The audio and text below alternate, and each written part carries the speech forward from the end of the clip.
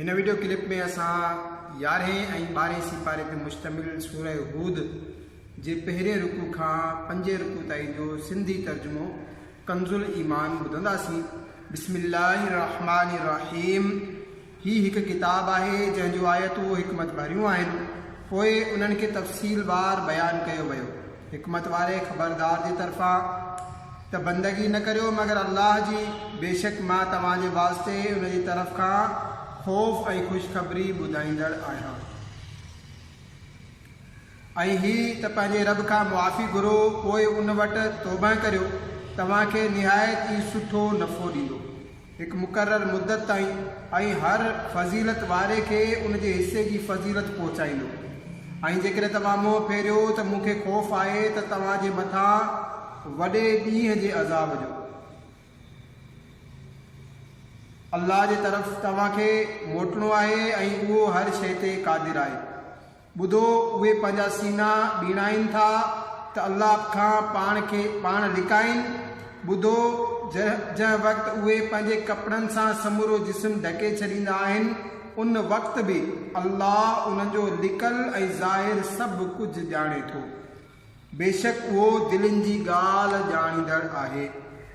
ऐं ज़मीन ते चुरंदड़ का बि शइ अहिड़ी न आहे जंहिंजो रिज़्क़ अल्लाह जे करम जे ज़िम्मे न हुजे, ऐं उहो ॼाणे थो उन जे रहण जी जाइ, हवाले थियण जी जाइ।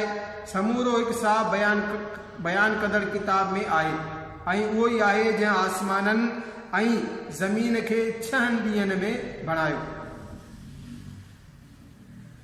ऐं उनजो अर्श पाणी ते हो, जीअं तव्हांखे आज़माए त तव्हां में कंहिंजा अमल चङा आहिनि। ऐं जेकॾहिं तूं फरमाई त बेशक तव्हांखे मरण खां पोइ उथारियो वेंदो, त काफ़र ज़रूरु चवंदा हीअ त न आहे मगर खुलायो जादू।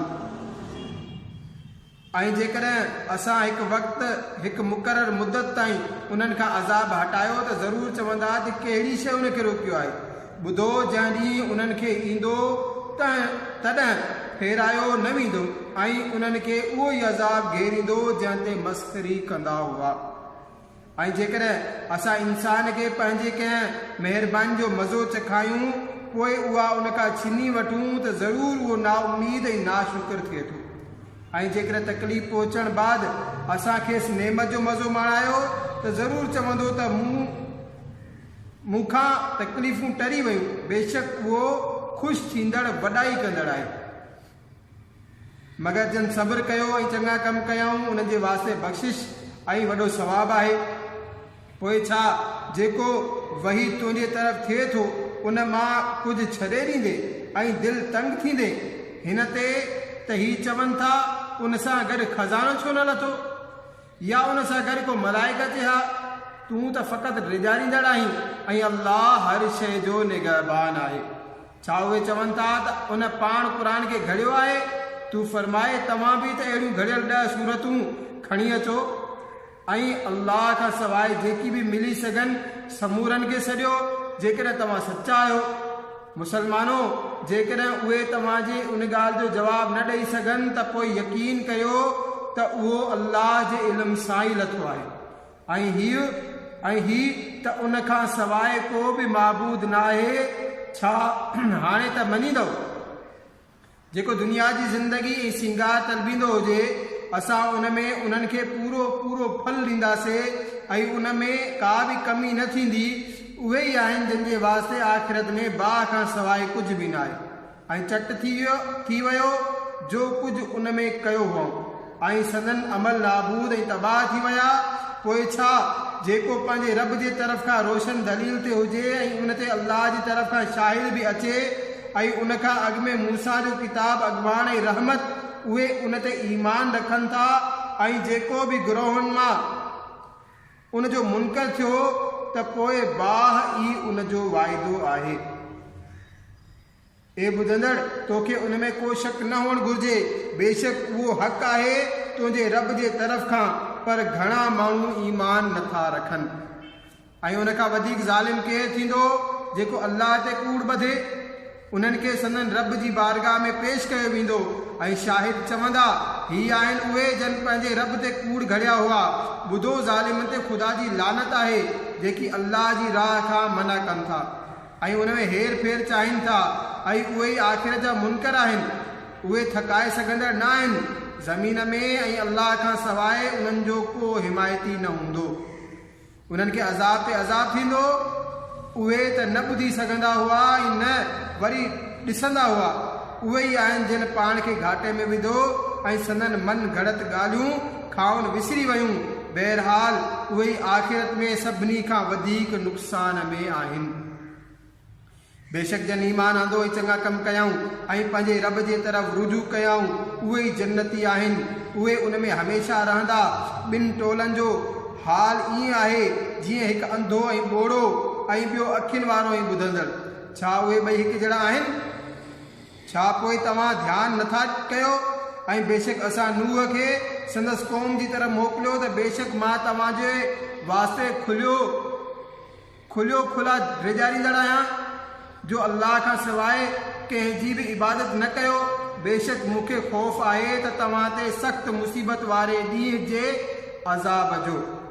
पोइ संदसि क़ौम जे सरदारनि जिन कुफ़ुर कयो हो चयो त असां त तोखे पाण जहिड़ो ई इंसान ॾिसूं था ऐं असां त तुंहिंजी पैरवी कंदे कंहिंखे बि नथा ॾिसूं सवाइ असांजे कमीननि जे सरसरी नज़र सां ऐं असां पाण ते तव्हांजी का बि फज़ीलत नथा ॾिसूं बल्कि तव्हांखे त असां कूड़ो था सम्झूं।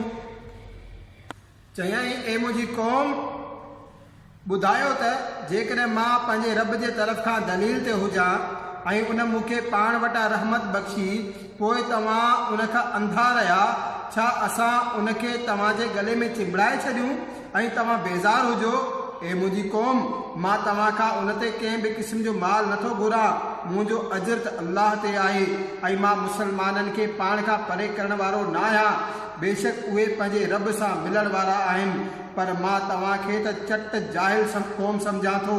ऐं ए क़ौम मूंखे अल्लाह खां केरु बचाईंदो जेकॾहिं मूं उन्हनि खे परे कयो? छा तव्हां ध्यानु नथा ॾियो? ऐं मां तव्हांखे नथो चवां त मूं वटि अल्लाह जा खज़ाना आहिनि ऐं न ही त मां ग़ैब ॼाणे वठां थो ऐं न हीअ चवां थो त मां मलाइक आहियां।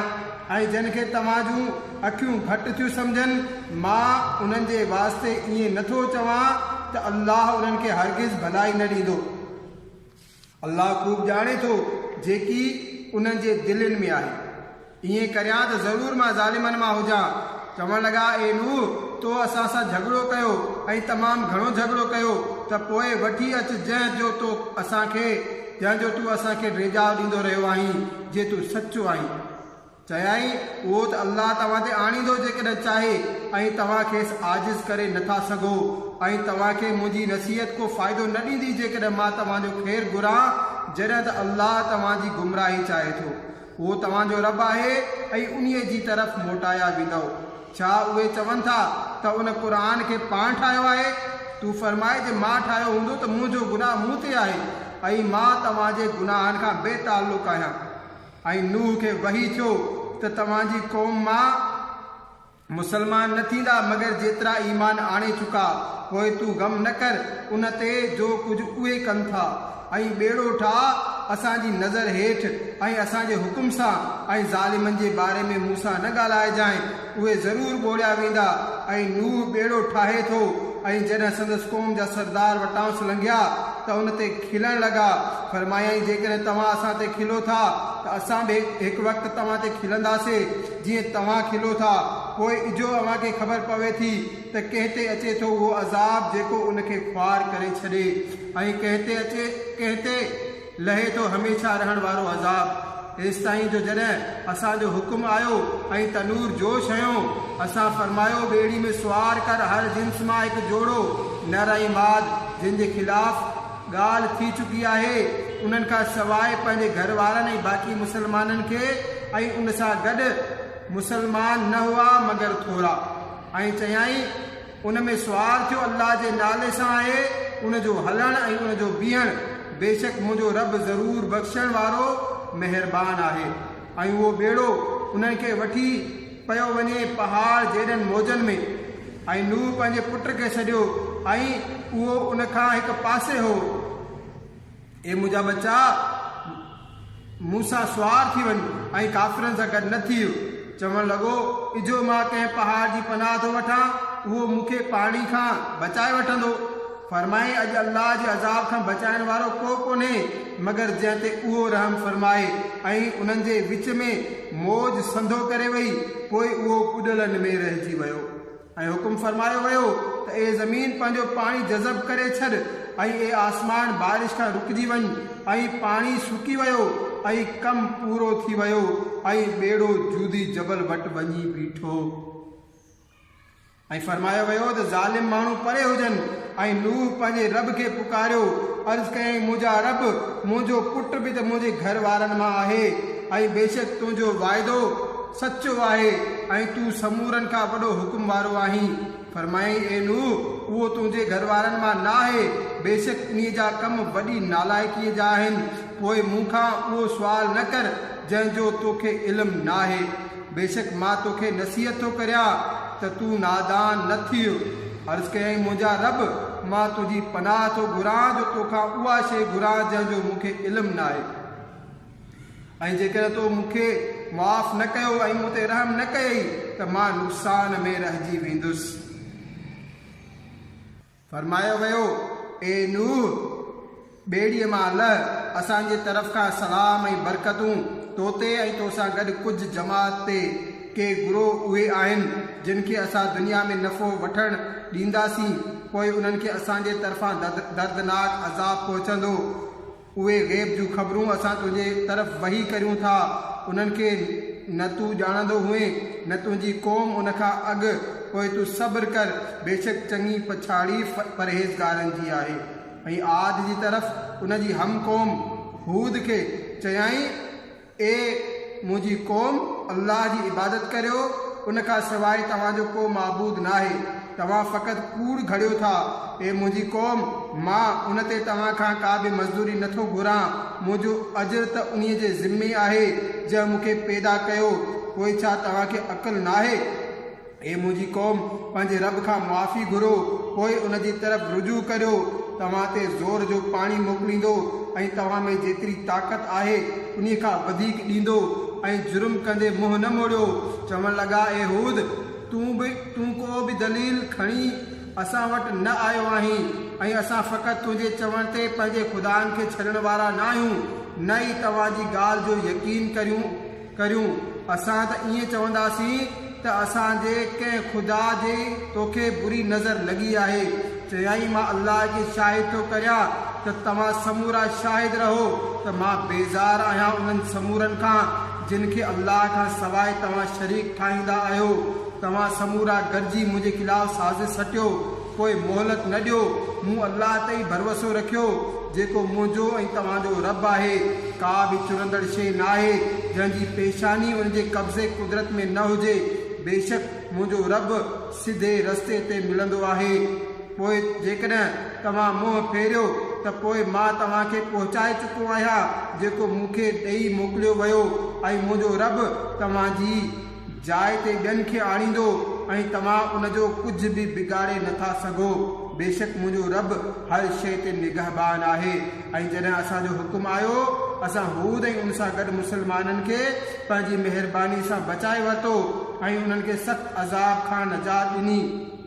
ऐं ही आद वारा आहिनि जिन पंहिंजे रब जे आयतुनि जो इनकार कयो ऐं संदसि रसूलनि जी नाफ़रमानी कई ऐं पुठियां लॻा हर हठ धर्म सर्कस जे हुकुम जे ऐं उन जे पुठियां पई हिन दुनिया में लानत ऐं क़यामत जे ॾींहुं पिणु ॿुधो बेशक आद वारनि पंहिंजे रब जो इनकार कयो ख़बरदार हूद जी क़ौम आद वारा परे हुजनि।